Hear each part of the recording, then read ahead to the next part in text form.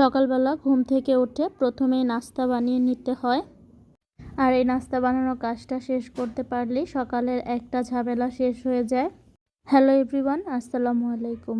প্রিয়সী lifestyle থেকে আমি প্রিয়সী আপনাদেরকে ওয়েলকাম করছি আরও একটি নতুন ব্লগ দেখার জন্য। আশা করছি যে যেখান থেকে দেখছেন সবাই ভালো আছেন, সুস্থ আছেন। আলহামদুলিল্লাহ, আমি অনেক ভালো আছি। এক সাইডে আমি আলু ভাজি বসিয়ে দিয়েছি আর এক চুলায় আমি রুটি ভেজে নিচ্ছি। সময়ের সাথে তাল মিলিয়েই সকালের কাজটা শেষ করতে হয়। তার উপরে আবার ছেলেকে ঘুম থেকে উঠিয়ে নাস্তা খাইয়ে স্কুলে দিয়ে আসতে হয় সময়ের মধ্যে। ও তো সকালের নাস্তা একদমই খেতে চায় না, জোর করে খাইয়ে দিতে হয়। ওর পেছনে আধা ঘন্টা সময় শেষ হয়ে যায়। ও আবার সকালের নাস্তায় রুটি খেতে চায় না, ওকে পরোটা বানিয়ে দিতে হয়।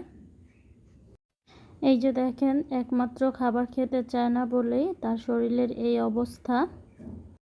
সকালে একটা পরোটা বানিয়ে দিয়েছি, সে পরোটাটার অর্ধেক খেয়েছে। এই অর্ধেক পরোটা খেয়েই থাকবে 12টা পর্যন্ত।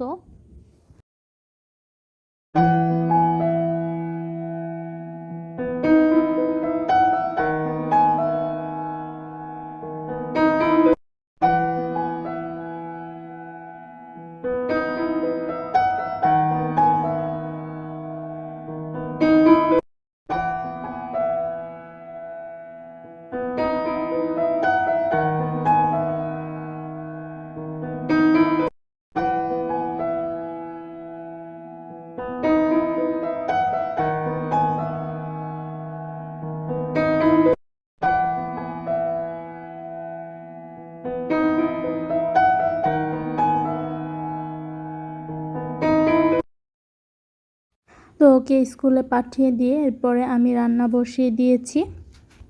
আজকে রান্না করব হচ্ছে ডাল, সাথে ইলিশ মাছ ভাজা আর ডিম ভুনা।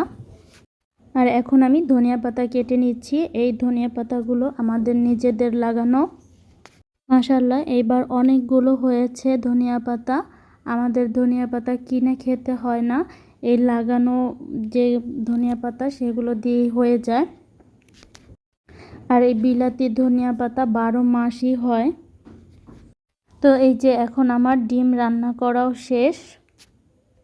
তো এরই সাথে আমার রান্না করাও শেষ হয়ে গেছে।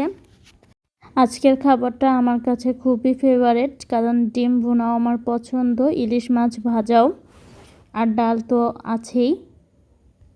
তো আমি বেশি করে পেঁয়াজ কেটেছিলাম। রান্না করার পরে যে পেঁয়াজগুলো থেকে গেল সেই পেঁয়াজগুলোকে আমি বক্সে করে ডিপ ফ্রিজে রেখে দিলাম। তো আমার রান্না করা শেষ হওয়ার পরেও 10 থেকে 20 মিনিট টাইম লেগে যায় রান্নাঘরটাকে পরিষ্কার করে নিতে। আর এই রান্নাঘর পরিষ্কার করে রেখে না গেলে পরে রান্নাঘরে ঢুকতে ইচ্ছা করে না। তো আপনাদের কাছে আমার একটা ছোট্ট রিকোয়েস্ট, দেখতে দেখতে যদি ভিডিওর কোনো অংশ একটু হলেও ভালো লেগে যায় তাহলে প্লিজ একটি লাইক দিয়ে ভিডিওটি কন্টিনিউ করবেন আর সাবস্ক্রাইব করে চ্যানেলটির পাশে থাকবেন। এরপরে আমি সব কাজ শেষ করে ছেলের জন্য শরবত বানিয়ে নিচ্ছি। আমি ওকে পানিটা একটু বারবার খাওয়ানোর চেষ্টা করি। আর দুপুরবেলা তো এমনিতেই গরমে খুব তৃষ্ণা পায়, তখন একটু শরবত বানিয়ে দিলে খেতে পারে। তো আজকের মতো ভিডিওটি এ পর্যন্তই রাখছি। দেখা হবে আবার নেক্সট ব্লগে। সে পর্যন্ত সবাই ভালো থাকবেন। আল্লাহ হাফেজ।